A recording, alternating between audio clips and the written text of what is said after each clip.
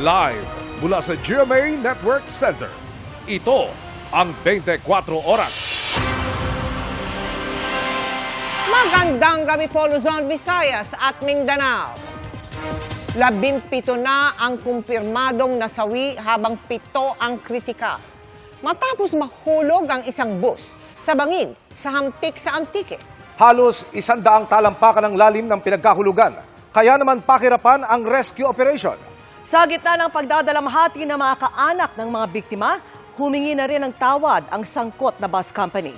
At nakatutok live si Kim Salinas ng GMA Regional TV 1 Western Visayas.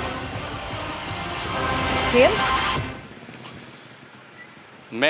Vicky, Emil, nagpapatuloy ang investigasyon ng otoridad sa aksidente sa bayan ng Hamtik Antique kung saan 17 katao ang nasawi.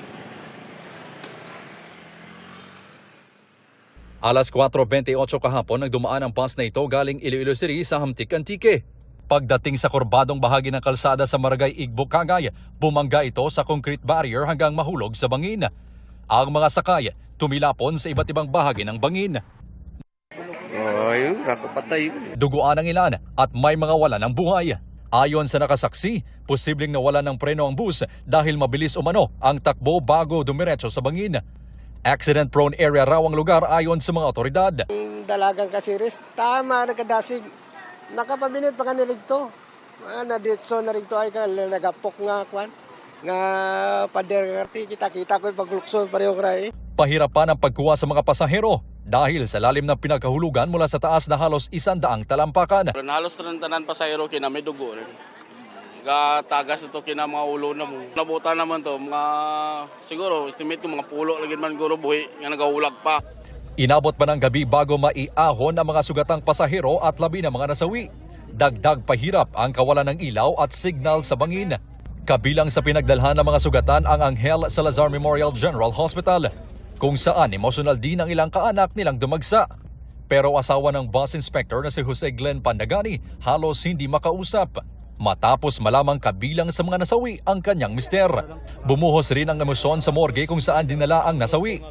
Kabilang ang 24 anyos na anak ni Fe na hindi na may tutuloy ang pangarap. Maanyan maluskol pa may daan siya. Mukha na kung gidaan nga dururutak na kaya pangarap na sa buhay.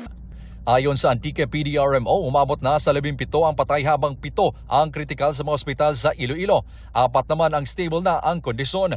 Bukod sa bus inspector, kabilang din sa nasawi ang driver ng bus na kinilalang si Ricky Serios at konduktor na si Welmar Felipe Marcelino. Maliban sa kanila at sa Kenyan missionary na si Patrick Mosumi, hiningi ng mga otoridad na huwag muna pangalanan ng iba habang nagpapatuloy ang investigasyon. May lalaki ring hindi pa nakilala pero may tattoo sa braso at tinatayang nasa edad 29 hanggang 35 anyos. Kabilang naman sa iniimbestigahan ng LTFRB Western Visayas ang sitwasyon ng kalsada sa accident site, kondisyon ng bus at estado ng pagmamaneho ng driver. Based on the initial investigation I got before the accident, we were only traveling around 27 kilometers per hour. And you should take note, ang ining all these buses have speed limiters. So hindi na sila pwede madasig dito dagat. But nevertheless, ining pag-retrieve sa atong CCTV footage will really help in the investigation kung pila gid and who is literally at fault. Humingi na rin ng tawad sa kaanak ng mga namatay at nasugatan ang kumpanya. Pangayon kami sang pasensya sa ginakasubo namon ang amos ng insidente. Ginapabadogid namon sa publiko nga kami maglahatag kami ng whatever na assistance labi na gid sa nalisdan na pamilya kan sa pamilya man sa nga ara dira subong sa mga hospital.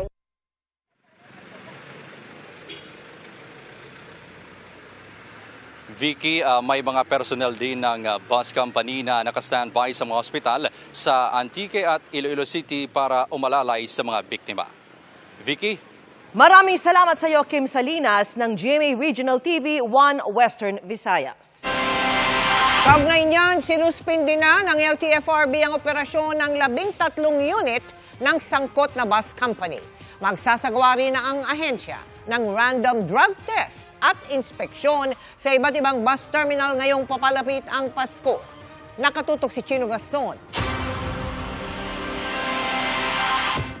Tatlong anggulo ang tinitingnan sa investigasyon ng LTFRB sa pagkakahulog ng Ceres bus liner sa bangin sa Antique. Una, kung may kapabayaan ba sa maintenance ng bus. Pangalawa, kung nasa tama itong ruta. At pangatlo, kung ano ang estado ng pag-iisip at kalusugan ng driver. It is incumbent upon the bus company na every time nagbabiyahe yan, sisigurodihin nila na maayos yung kanilang mga bus. Titignan namin yung ledgers sa terminal, kung ano yung kondisyon bago ito umalis. And then of course, I understand isa sa mga nasawi yung driver, but we will be conducting a test kung yung driver ba, ilasing ba at the time. Iniutos ng LTFRB ang 90-day preventive suspension ng 13 bus ng kumpanya na biyaheng Iloilo-Antique. Hindi bababa sa 17 ang nasawi at 8 pasahero ang nasugatan sa aksidente. Kinakausap ng LTFRB ang insurance company ng bus company para mabilis na ma-release ang insurance claims. To see to it na yung mga namatayan would be appropriately indemnified, that's $500,000 per head, and to attend to the medical bills ng mga seryoso. Ayon kay LTFRB Chairman Teofilo Guadis III, simula December 21 hanggang New Year, magsasagawa ng random drug at roadworthiness inspection ng ahensya sa iba't ibang bus terminals sa buong bansa. Para sa GMA Integrated News, Chino Gaston nakatutok, 24 oras. Ilang malalaswang imahe ang lumabas sa Facebook page ng Philippine Charity Sweepstakes Office o PCSO. Matapos umanong mahak, iniimbestigahan na kung inside job ito. Nakatutok si Sandra Aguinaldo. Sa Facebook page ng Philippine Charity Sweepstakes Office o PCSO, nag-aabang ang marami sa mga anunsyo nito. Pero bandang alas 11 ng umaga kahapon, bumulaga ang ilang malalaswang larawan sa My Day ng nasabing account. Ayon sa PCSO, na-hack ang kanilang FB page pero nabawi na raw nila ito. Kinalkal kami sa admin immediately tapos nag-My Story. So alam mo naman, yung My Story, 24 hours yun. But we're happy na at least wala na rin yun. Tumutulong na ang Cybercrime Investigation Coordinating Center sa pagtukoy ng nasa likod ng pangahak. At dahil hindi isinasa isang tabi ang inside job, hiningan na ng pahayag ang tatlong nangangasiwa sa FB page. We're not ruling out anything yet. So, investigation pa naman. Because we don't know, we don't have a lot of information. And usually it's technology based and it's so technical. The first approach really is inside job, whether it's the e-wallets and everything. But I think we have to wait for the actual investigation. Pagtitiyak ng PCSO, walang epekto ang hacking sa lottery system nila. The system for the lottery is intact. Wala namang problema. We'd like to assure the public. And it has in fact reached record sales yesterday with the new system. Para sa GMA Integrated News, Sandra Aguinaldo, nakatutok 24 oras. Kahit bagyang tumaas ang punto sa math at reading, naku po, halos kulelat pa rin ang mga estudyanteng Pinoy sa mga subject na yan, pati sa science, kapag ikinumpara sa ibang bansa. Ayon yan sa 2022 Program for International Student Assessment, ang tugon ng DepEd sa pagtutok ni Ian Cruz. Kung puntos lang ang pag-uusapan, nag-improve na ng 2 points sa math ang mga estudyanteng Pinoy kumpara noong 2018 base sa 2022 Program for International Student Assessment o PISA. Pero ang ranking, pang-anim sa pinakamababa sa 81 bansa. 7 puntos naman ang itinaas ng mga estudyanteng Pinoy sa reading kumpara noong 2018. Pero pang-anim din sa kulelat, habang sa science, bumaba pa ang Pilipinas ng 1 puntos at ikatlo sa pinakakulelat. Ang final score ng Pilipinas below OECD average pa rin dahil 1 taon ng pag-aaral ang katumbas ng kada 20 puntos.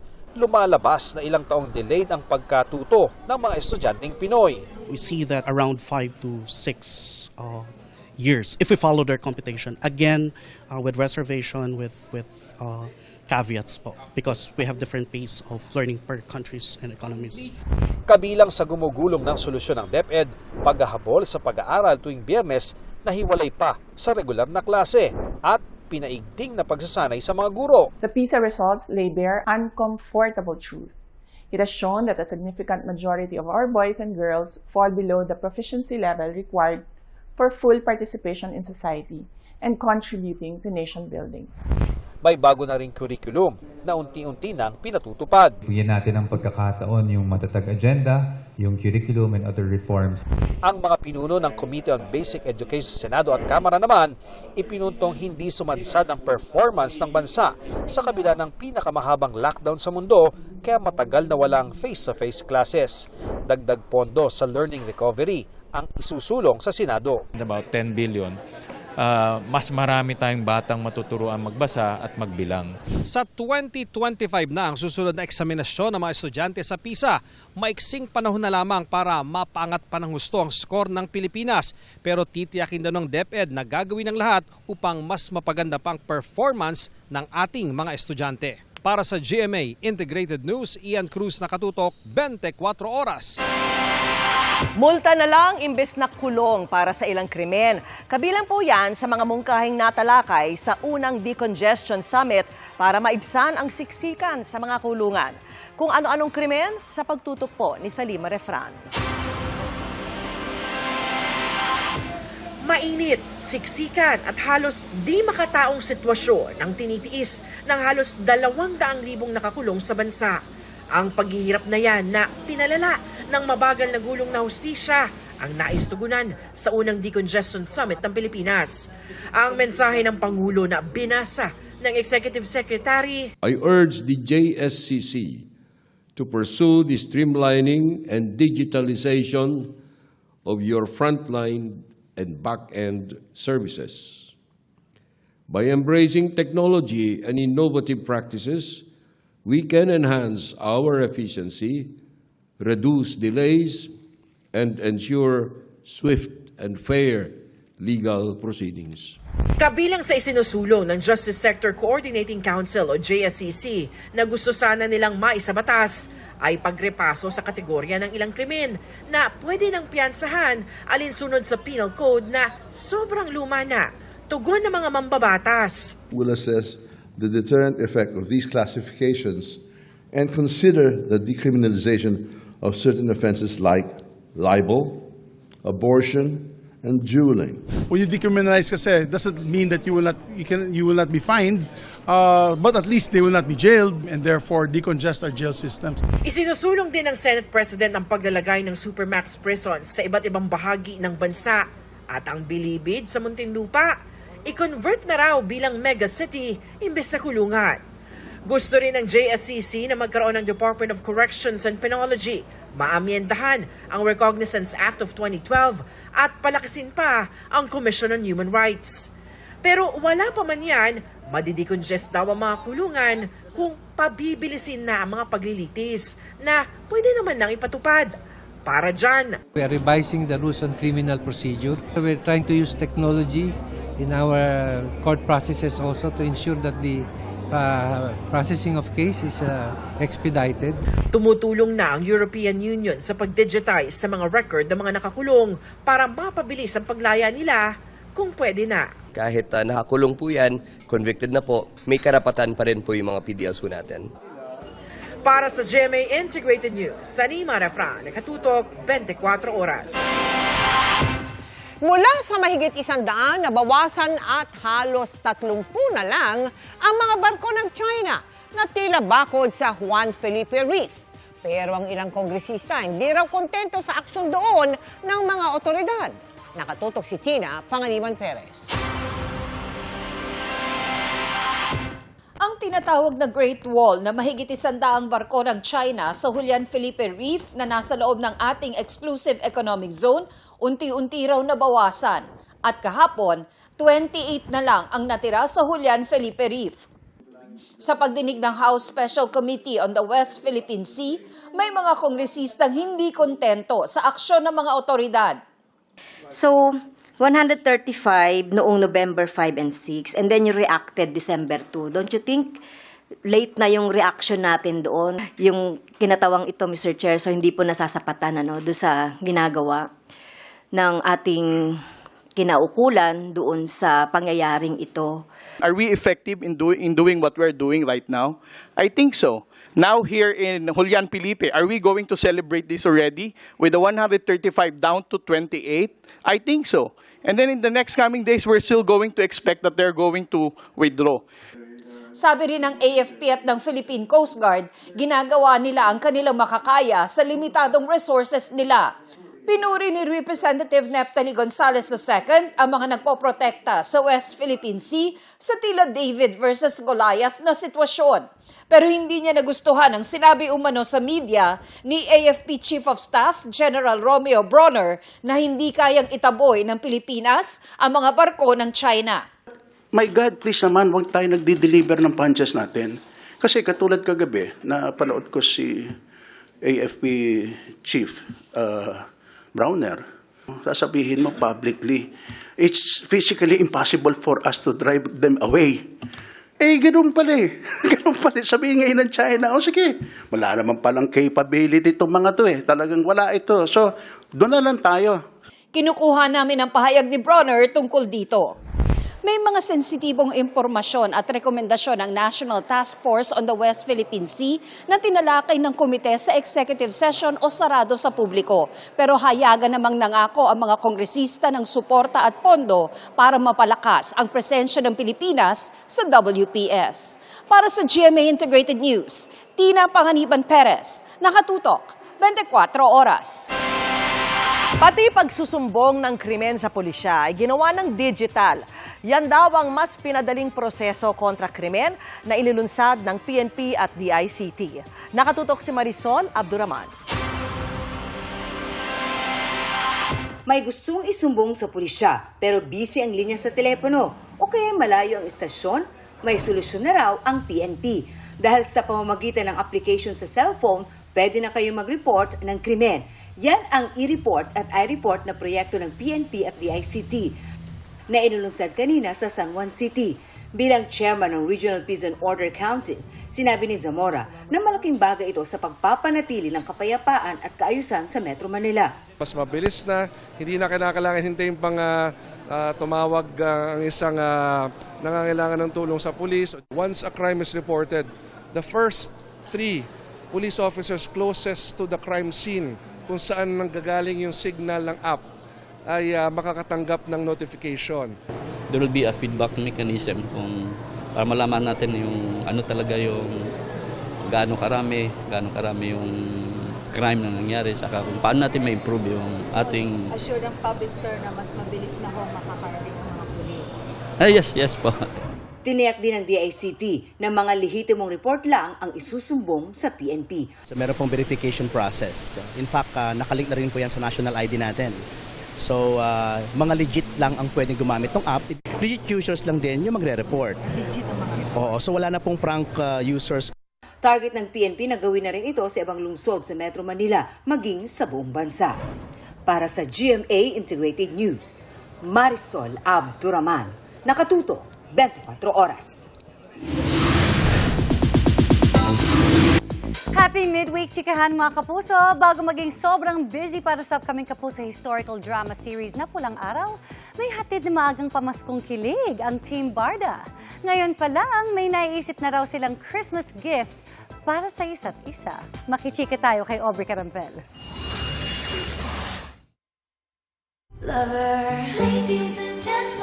Ultimate kilig ang hatid ng Team Barda sa kanilang latest TikTok video na Lover Challenge. Ang chemistry ng dalawa, kitang-kita ng fans sa pag-celebrate nila ng Barda Day kahapon. Sina Barbie Forteza at David Licauco. #feeling blessed daw, tuloy-tuloy pa rin ang blessing sa kanilang love team. Nag-share ng holiday recipes ang Barda na pwede rin daw ipangregalo ngayong Pasko. Ako mas na-appreciate ko if it's something personal. So pag in-effort talaga. So may it be food, ganyan, or pag yung mga DIY talaga na klase ng regalo. Kasi pinag-effortan mo hindi mo lang basta binili. Grabe, luto ko. Ano ba? Init? Hoy, ano ba? Diba Oo nga, bagong luto. Ang bilis niya gumawa. At dahil malapit na ang Pasko, naghahanda na raw sila ng gifts. Lamigin kasi siya, so kaya bibilang ako siya ng jacket. Ikaw naman. Ikaw. Ako, bibigyan kita ng neck pillow. Bakit? Kasi pag tulog ako sa aeroplano, nakaganan ako. Yun ba yung meaning mo? Parang yun yung meaning mo Hindi! Diba? Hindi kasi, syempre, di ba, alam naman natin na medyo may problem siya with sleeping.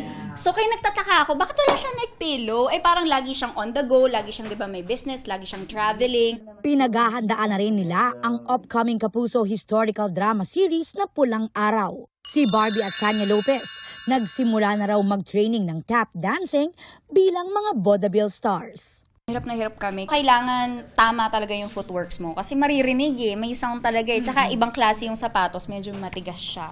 Si David naman sisimula na rin ang pag-aaral ng Nihongo, pati gun handling training. Siyempre kailangan ko pa rin mag-workout, tuloy-tuloy. Tsaka, ayun, I think may mga baril-barilan din. Meron. Baril-barilan? Yes, magte-training. Magte-training ka ba? Yung talagang serious training. Like, tsaka gusto ko magpa-fit talaga yun. Parang fit-fit ka naman Aubrey Carampel, updated sa showbiz happenings.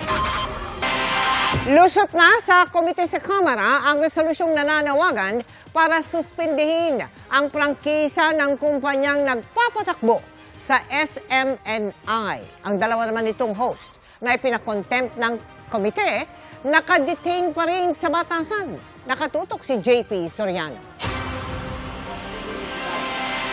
Sa pagdinig kagabi, inaprubahan ng House Committee on Legislative Franchises ang resolusyong nananawagan sa National Telecommunications Commission na suspindihin ang prangkisa ng Suara Sug Media Corporation, ang nagpapatakbo ng Sunshine Media Network International o SMNI. Ito ay para daw sa paglabag sa Section 4 ng prangkisa nito na responsibilidad ng may hawak ng franchise na hindi dapat nagpapakalat ng maling impormasyon. Nag-ugat ito nang sabihin ng SMNI host na si Ka Eric Celis na meron umano si Speaker Martin Romualdez na 1.8 billion pesos na travel fund, bagay na inamin kalaunan ni Celis na maling impormasyon. This is not an attack on the freedom of the press. Rather, we are defending the right of the people to have an accurate and true reporting so that they can formulate honest opinions and thus contribute positively to society. Hinihingan pa namin ng reaksyon dito ang SMNI. Matapos ipasight in contempt at ipadetain sa batasan si SMNI host Ka Eric Celis dahil umano sa pagsisinungaling.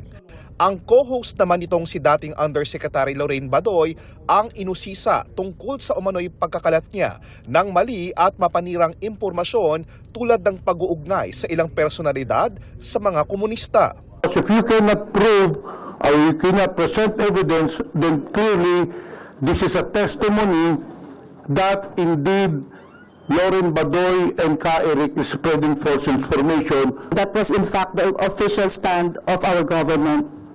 Therefore, meron po siyang tinatayuan na ebidensya. Hindi ko po yun personal na opinion. Did you verify the report? That, Mr. Chair, that came from the National Task Force, LCAC. Pinasight and contempt si Badoy matapos hindi umano magtugma ang mga pahayag nila ng kanyang abogado sa mga isinumite nilang impormasyon sa komite. Sabi ni Attorney Mark Tolentino, may parte si Badoy na 25% sa kita ng programa bilang co-producer. And I think you are lying dahil dito po naka-breakdown po ang revenue. 7 istasyon ang kumita ng 105 million ng 2022. Sinasabi nyo, kumikita kayo sa pagiging co-producer, pero hindi nakalista po sa breakdown ng inyong mga revenue. Ang toka namin sa show na ito is the creative license, everything, the concept, what goes into it, the content. I honestly don't really look at the sponsors too much. Pinasight in contempt din siya at idinitain din sa batasan. Mag-hunger strike daw sila ni Celis habang nakapiit. What I witnessed right now was a travesty. And I'm very sad for my country. Ayon sa MTRCB, ilang beses nitong winarningan ng SMNI kaugnay ng mga binanggit ng mambabatas na inireklamo rin daw sa kanila. Ang NTC, sinabing nakapending ang desisyon kaugnay sa administrative case laban sa SMNI dahil sa pagbibintang kay dating Vice President Leni Robredo na ayon kay Badoy ay kasapi umano at protektor ng mga rebelding komunista. Dati na yang itinanggi ni Robredo. Para sa GMA Integrated News, JP Soriano, nakatutok 24 oras.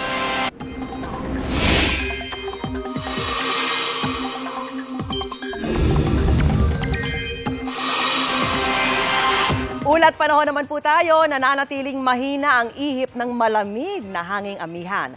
Umaabot lang yan sa may extreme northern Luzon, kasabay ang patuloy ring pag-iral ng easterlies. Dahil sa easterlies, magiging mainit at maalinsangan sa malaking bahagi ng bansa. Base po sa datos ng Metro Weather, mababa ang tsansa ng ulan sa halos buong bansa bukas maliban lang sa ilang bahagi ng Northern Luzon, Palawan, Zamboanga, Peninsula, Northern Mindanao, Soc-Sargen, Caraga at Davao Region. Sa Metro Manila naman, hindi pa rin inaalis ang tsansa ng ulan kaya magdala pa rin ng payong. Sabi po ng Pag-asa, sa ngayon ay wala pang nagbabadyang sama ng panahon pero patuloy na umantabay sa updates sa mga susunod na araw. Bumagal na pagmahal ng bilihin at tumaas na antas ng may trabaho ang patunay raw na maganda ang lagay ng ekonomiya ayon po sa gobyerno. Binanggit yan sa pagtitipon ng mga dayuhang posibleng mamuhunan sa bansa. Nakatutok si Marie Zumali. Sa harap ng European Chamber of Commerce of the Philippines, ibinida ni National Economic and Development Authority Secretary Arsenio Balisacan na nananatiling matatag ang ekonomiya ng Pilipinas sabay hikayat sa kanila mag-invest sa ating bansa. Napatunayan daw ito ng pagbaba ng inflation rate at patuloy na pagbuti ng employment situation kahit nasa gitna pa tayo ng sari-saring geopolitical tension at external pressure. The production base of the country, while still very much domestic, no? The services accounts for almost 3/4 of our growth. BPOs and ITMs, no? Sectors, no? Even if there are these global slowdowns, that sector continues to be quite robust. Layon daw nitong makalikha ng mas maraming kalidad na trabaho para sa mga Pilipino. Ginagawa rin daw ng pamahalaan ng lahat para ma-diversify ang ekonomiya at mas makahikayat ng mamumuhunan. Kabilang din sa mga pinalalakas ng pamahalaan ay ang export sector, digital technology at commerce, green economy at pagmimina. Kabilang daw sa mga hakbang ng ating pamahalaan para mas makahikayat ng mga mamumuhunan ay ang pagtugon sa kanilang karaniwang issue gaya ng ease of doing business, kalidad ng infrastruktura, gaya ng mga kalsada at paliparan, pati na rin ang presyo ng kuryente sa ating bansa. Their interest has been quite strong. They're closely watching the developments. Of course, they are interested of knowing, are we addressing the issues that they've been raising. So if you tell them that, yeah, we are addressing this and these are the projects that are, then so they get excited and because they see the potential of this country as well. Maging ang World Bank sinabing nananatiling maganda ang lagay ng ating ekonomiya sa gitna ng global slowdown. We have seen a weakening of the peso, but that's in line this year with the weakening of many of the other currencies. And we see that the Philippines is sitting on a fairly comfortable reserve cushion of $99 billion, which is about 7 months of worth of imports. On the fiscal side, we see that the medium fiscal consolidation plan is on track. Para sa GMA Integrated News, Mariz Umali, nakatutok, 24 oras. Emel, nagmistulan ngang Christmas Wonderland ang harapan ng isang mall dito sa Parañaque sa dami naman naggagandahang palamuti at kakaibang ilaw na sinindihan ngayong gabi. Ihanda na ang sariling ma-meet si Santa Claus pagkat sa bagong Christmas pasyalan dito sa Parañaque. Di lang basta isa, di lang basta dalawa, kundi samot-saring Santa Claus ang makikita nyo. At ang kanyang mga elves, may katangkaran kaya hahaba ng mga paa. Ito ang Garden Lights Holiday Nights ng isang mall rito. Sa pamamagitan ng projection mapping technology, ang harapan ng mall biglang naging immersive wonderland. Tampok pa ang magical journey ni Santa sa sinasabing largest 4K 3D LED display sa metro. Aakalain mong nasa harap mo talaga siya. Bukod pa diyan, ang samot-saring ilaw at fireworks display na bubusog sa inyong mga mata at magpapafeel na Paskong Pasko na nga. Pati ang inyong mga tenga paliligayahin ng musika ng Manila Philharmonic Orchestra. Pwede nyo ring pasyalan ang kanilang Enchanted Christmas Forest na napapalimutian ng mga Christmas tree at kumukuti-kutitap na ilaw. At para sa mga chikiting, magsawa sa kakatalon sa kanilang inflatable castle. Mel, may enjoy ang Christmas treat na ito Wednesday, Saturday at Sunday hanggang January 7, 2024. Mel? Maraming salamat sa iyo, Oscar Oida. Tuloy ang pag-aalab dahil looking forward na ang P-Pop Kings SB19 na makasama muli ang kanilang fans called 18s. Kasunod yan ng settlement ng kanilang kumpanyang 1Z at ng dati nilang management. Makichika kay Aubrey Carampel. Isa to sa mga biggest achievements namin in life. And officially, ina-announce namin today yung debut ni 1Z Entertainment. Nitong October, kasabay ng kanilang 5th anniversary, opisyal na inanunsyo ng P-Pop Kings na SB19 ang kanilang sariling kumpanya na 1Z Entertainment, kung saan ang leader nilang si Pablo ang tumatayong Chief Executive Officer o CEO. Ang announcement, kasunod ng balitang kumalas na ang grupo sa kanilang dating management na Showbiz Philippines. Pero nitong Nobyembre, napansin ng fans na tinanggal ng members ang SB19 name sa kanilang official Instagram handles. At kinansila ang pagtatag World Tour sa Singapore. Sabi noon ng 1Z Entertainment, ginawa raw nila ang lahat para matuloy ang event, pero minabuting i-prioritize ang well-being ng kanilang artists. Sinundan niyan ng pagkansila sa show sa Bangkok, Dubai at pagpostpone naman sa Japan. Dahil sa pagkabahala, pansamantalang tinawag ng 18 ang grupo na Mahalima. Pero ang good news kahapon, sinabi ng 1Z Entertainment na may amicable agreement na sila ng Showbiz Philippines Corporation sa pamamagitan ng isang fair and equitable resolution. Nagpasalamat din sila sa patience and unwavering support ng fans. Umaasa raw sina Pablo, Josh, Stel, Ken and Justin na muling makapag-reconnect sa lahat sa kanilang future endeavors. Wala pang binigay na detalye ang 1Z sa kung ano ang kanilang napagkasundoan ng dating management. Aubrey Carampel, updated sa Showbiz Happenings. Isinusulong ng NFA na bigas na lang ang ibigay sa mga benepisyaryo ng 4-piece imbes na rice allowance. Makakatulong daw ito para makontrol ang presyo ng bigas. At nakatutok si Jonathan Andal.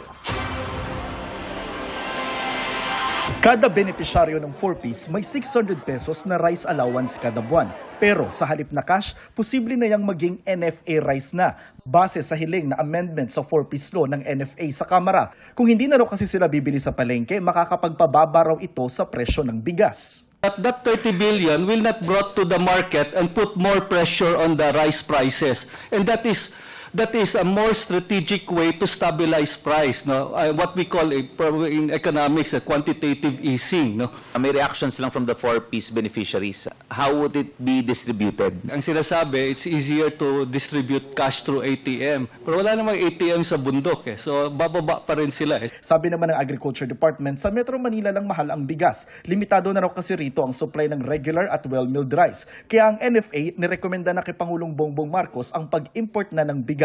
7 buwan pa raw kasi bago ang susunod na anihan dito. Ang India pumayag na raw bentahan tayo ng halos 300,000 metriko toneladang bigas kahit pa may ban sa kanila ngayon na mag-export ng non-basmati rice. Darating na raw ito ngayong Disyembre. Ibig sabihin ba nito, bababa na ang presyo ng bigas ngayong buwan? We will have more supply by December. Prices is something that we hope that will go down, but considering that there is no more supply from the local market, unfortunately, there will still be a challenge in the prices of rice for December. Bukod sa Vietnam, Thailand at Japan, kakausap pa raw ang NFA ng iba pang bansa para maabot ang target na 330,000 metric tons ng imported na bigas. Kaugnay naman sa itlog, asahan daw na bababa na ang presyo nito dahil marami na raw ulit na supply. Dumami na po yung supply currently ngayon in preparation for the holidays. Para sa GMA Integrated News, Jonathan Andal, nakatutok 24 oras. Mga miyembro umano ng teroristang grupong Maute ang tinukoy ng pulisya bilang persons of interest sa pagpapasabog sa Mindanao State University sa Marawi. Nakatutok si Mav Gonzalez. Pinangalanan na ng pulisya ang 2 persons of interest sa pagpapasabog sa Mindanao State University sa Marawi noong linggo. Si Kadapi Mimbesa alias Engineer, isang eksperto sa improvised explosive devices, at si Arsani Membisa alias Katab, Hatab at Lapitos. Pareho silang miyembro umano ng teroristang grupong Daula Islamiyah Maute at may mga warrant of arrest para sa iba't ibang kaso. Si alias Katab, wanted sa kasong murder. May 3 pang di nakikilalang suspect na miyembro rin umano ng Maute Group. Bago po nangyari yung pagsabog ay nakita po sila itong 2 nating POIs na papalabas ng MSU at yung isang POI po natin ay it appears na tumawag po siya gamit yung cellphone niya that might have triggered po itong pagsabog po at immediately ay umalis po kaagad-agad sila ng MSU pagkatapos po nilang gumamit po ng telepono yung isa sa mga POIs po natin. They arrived at the site of the gymnasium. The suspect number 1 or POI 1 alighted from the motorcycle and he went straight inside the MSU entrance. Base sa mga biktima na nakatabi ni alias Engineer, nakilala nila ang suspect dahil estudyante rin umano ito sa MSU at kakagraduate lang. Kilala umano itong mabait at namamansin lagi. Pero noong araw na yon ay hindi sila binati at parang tensyonado at abala sa kanyang cellphone. Sa mga kuha ng CCTV na iprinisenta ng PNP, makikita si alias Engineer na nakaputing long sleeves na paalis ng MSU Gymnasium pasado alas 7 ng umaga. Kasunod niya si alias Katab na naka-black hoodie at face mask gamit ang cellphone habang naglalakad. Nasa 20 minuto pagkatapos nito, sumabog na ang bomba. Sa isa pang kuha ng CCTV, sakay na ng motorsiklo ang 2 persons of interest. Nag-alok ng dagdag na pabuya ang pamahalaan sa makapagtuturo sa mga sospek bukod pa sa patong sa ulo ni alias Engineer na 600,000 pesos. Nagbigay ng briefing ang defense at security sector sa mga senador kanina pero executive session ito o sarado sa publiko. Siniguro ng mga opisyal na ongoing na ang manhunt sa mga nasa likod ng pagsabog. Hindi pa naman namin masabi yun, pero talagang nagkakaroon ng radicalization muli after Marawi siege. No? Ito yung mga kamag-anak sa mga namatay, kamag-anak at mga kaibigan sa mga namatay dun sa Marawi siege. So we have to urge, of course, the BARM government together with the local officials na i-monitor talaga itong mga radicalization efforts. Ayon kay Defense Secretary Gibo Teodoro, vina-validate pa nila ang claim ng ISIS na sila ang nasa likod ng pambobomba. Pinag-aaralan din daw nila kung nagkaroon ng failure of intelligence. We are looking at all angles, no? Open pa yung case. Let's wait for the investigation to lahat naman ng pwedeng gawin, ginagawa ng PNP at AFP. Para sa GMA Integrated News, Mav Gonzalez, nakatutok, 24 oras. Ano ba ang pwedeng gawin sa loob ng 24 oras? Simula ngayon, patutunayan ng ating mga reporter kung paano pwedeng sulitin ang mga lugar kung saan sila nagko-cover. Tulad sa isang iconic city sa California, kung saan nabisita ni Mari Zumali ang ilang postcard-worthy na pasyalan. Tutukan ang mga pwedeng gawin sa loob ng 24 oras sa San Francisco. 24 oras goes to San Francisco. Pupunta namin yan ng personal.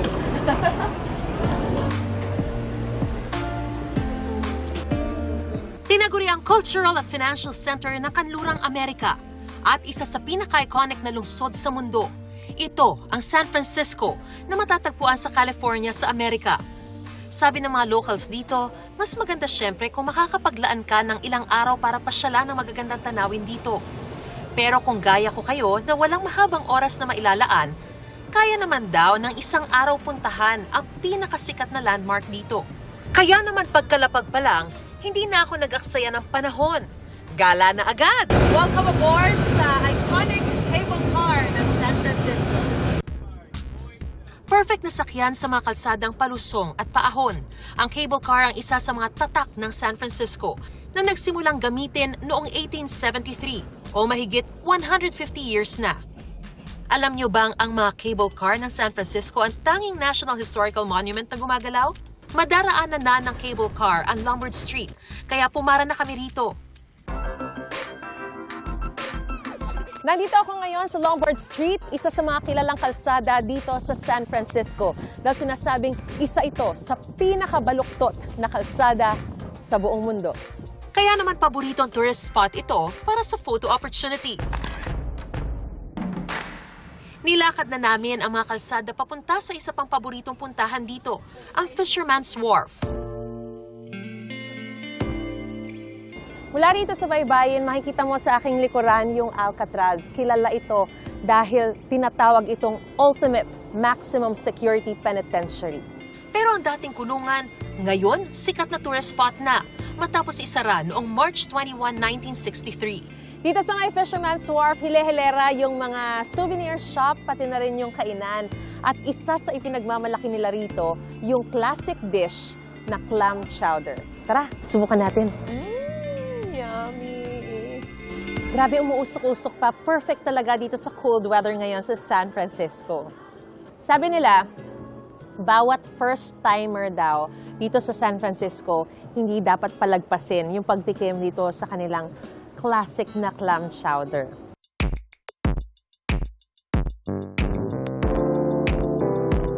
Sa postcard lang natin siya madalas makita.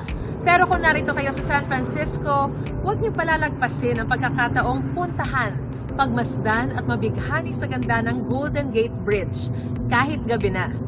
Marami ring mga pelikula ang kinunan dito gaya ng Superman, X-Men, Mrs. Doubtfire, Princess Diaries, Planet of the Apes, at Godzilla. Sa dami ng magagandang puntahan dito sa San Francisco, hindi ka mauubusan ng mapapasyalan. Ang totoo niyan, oras ang pwedeng magkulang. Kaya sa susunod kong pagbabalik, tsaka ko nalang bibisitahin ang dose-dose ng museo, makasaysay ang mga tanawin at iba pang atraksyon na babaunin ko sa puso habang buhay. Hanggang sa muli, Sanfo!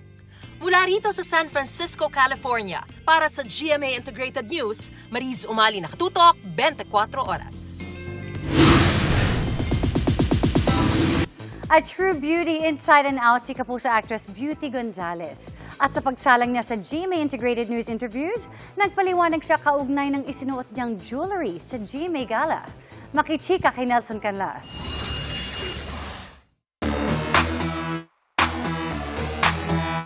Be your most authentic self. Yan ang isinasabuhay ni Beauty Gonzalez na rebellious man daw na ituring. Hindi nagko-conform sa dikta ng marami. Ang kwentuhan namin with Beauty sa GMA Integrated News interviews na uwi sa mga alahas na suot niya nung nagdaang GMA Gala. Umani ng puna at batikos ang gold artifacts neckpiece at earrings na umano'y mga excavated eye and mouth covers mula sa Visayas. It's a beautiful jewelry. Yeah, it's a jewelry from me and my husband. Iba-ibang mga beliefs ng mga tao. I believe in what I believe and I believe in what she believes and I respect that. I had good intentions that night.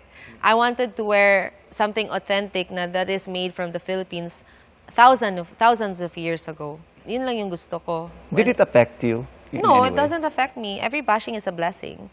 I choose it to wear it that way and why not? I mean, sumusuot nga tayo ng mga anting-anting natin na pinapasa ng mga magulang pa natin. Ang pagiging unaffected ni Beauty, maaaring galing daw sa kanyang pag-aalaga sa sarili. Di lang physically, kundi mentally. Pero kung may insecurity man daw si Beauty. Not everyone knows this, but I don't watch myself. Really? Never watch any of my shows. I would rather be like this rather than mayabang ako na, look at me! Pero kasi, ano rather yan than hindi ako like sure sa sarili ko, then I'm open for mistakes and comments. At ang ginagawa raw ni Beauty para ma-overcome ang imposter syndrome na ito, pagkakaroon ng alone time. Sanay ako to be alone. So even if I'm happily married now, it's important for myself to have my me time. As a mom, hindi raw typical na nanay si Beauty kay Olivia. I'm happy that I have a good support system sa bahay. And I thank my husband for that because he doesn't make me feel pressure to be the best mom. All he wants is to be a happy mom. Because if you're a happy mom, then everything else will follow. Pero meron kayong mom-daughter date. Oo naman, we go out on a date, so maglalakad lang kami sa labas. So, ganun kami mag-date. Like, hindi yung sobrang, anak, halika, pawis ka. Hindi ako ganun. I'm more of like, let's go, let's do this, ganyan. And I don't try to pretend myself. I try to talk to her like an adult. Napapanood ngayon si Beauty sa afternoon prime series na Stolen Life. At sa December 25, mapapanood naman siya sa horror film na Kampon sa Metro Manila Film Festival, kung saan makakatambal niya si Derek Ramsey, ang asawa ng kanyang best friend na si Ellen Adarna. Nelson Canlas, updated sa Showbiz Happenings. At yan ang mga balita ngayong Miyerkules. Ako po si Mel Tiangco. Mga kapuso, 19 days na lang, Pasko na. Ako naman po si Vicky Morales para sa mas malaking misyon. Para sa mas malawak na paglilingkod sa bayan, ako po si Emil Sumangil. Mula sa GMA Integrated News, ang News Authority ng Pilipino. Nakatuto kami 24 oras. Mga kapuso, kimportante ang may alam. Mag-subscribe sa GMA Integrated News sa YouTube. Para sa mga kapuso abroad, bisitahin ang GMA Pinoy TV at www.gmanews.tv.